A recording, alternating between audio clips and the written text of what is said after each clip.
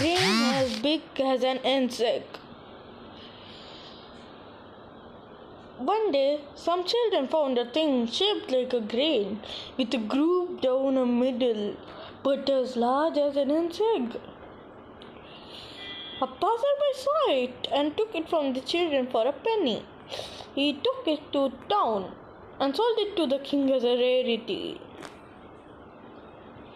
The king called together his wise men and told them to find out what the thing was, but they could not find the answer.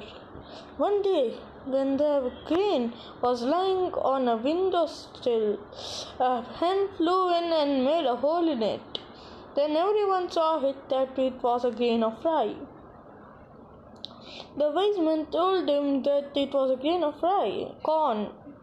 The king ordered the wise men to find out where the such as corn has grown. The wise men presented a old farmer. He was pale, toothless, and walked on crutches. The old man saw that the grain. He told the grain he never sowed or reaped any grain like this in the fields. Perhaps his father would tell him something about it. The king said for the old farmer's father. He was shown the grain, but he also didn't know anything where a grain like that grew. He told that perhaps his father would tell something about the grain. The old man's father was tall. He could walk easily and spoke without crutches and spoke clearly. The old grandfather looked at the grain, told that people used to grow grain like that everywhere a long time ago. Did you buy it or grow it all yourself? Asked the king.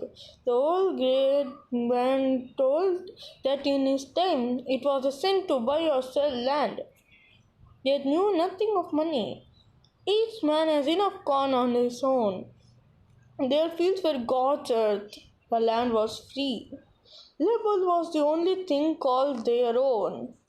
The king asked why his grandson walked with 2 crutches and your son with 1.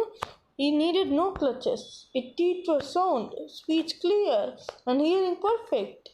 The grand old man answered that his grandson and son made themselves miserable and ceased to live by their own labor. They were miserable and started depending on the labor of others. The old man lived according to God's law and had only what was their own.